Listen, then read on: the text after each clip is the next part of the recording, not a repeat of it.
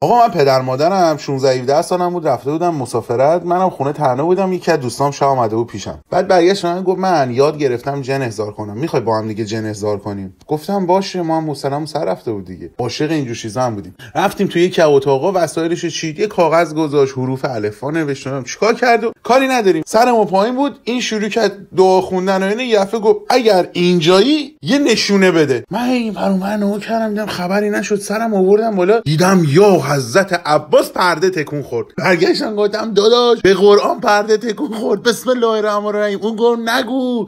گفتم برو بابا. اومدم درم، پام لیز خورد، پشت سر این دستم محکم خورد توی کمد. این بدبختم فکر جنه داره کمد میاد بیرون، اونم فرار منم فرار. از خونه زدیم بیرون و شب نموندیم. یکی دو روز گذشت ما رفتیم خونه اینا دیگه، اینم هی عذاب وجدان به ما، داداش ما این جنه رو نگفتیم بره، الان مادر پدرت بیان داستان میشه، میدونم خونتون جن زده شده و بعد بریم جنگیری کنیم. اینا اونم اینا اومدن، من رفتم خونه دیدم 2 نفر آقا اومدن دارن شیشامونو جابجا. گفتم چی شده بابا؟ والا ما قبل این که بریم مسافرت اومده بودیم چیز کرده بودیم، این سیم آنتن از بالا پشتمون می‌خواستیم بریم تو خونه، گوشه پنجره رو سوراخ کرده بودیم. الانم هی دیدم داره زمستون میشه، هوای رد و بدل میکنه.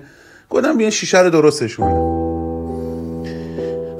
من 3 روز بود فکر میکردم جنه تومه.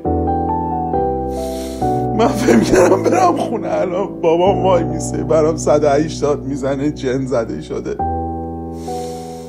اون شب اصلا جن نبود، باد بود از تو پنجره میزد. سگ داد رفیق، این چه جن احضار کردنی بود. خدا شاید گفتم الان برم خونه، داداشم از سقف میاد پایین گردنمو میگیره. اگه منو فالو کنی کلی دیگه این داستانا دیگه تو پیجم دارم که همش واقعیه.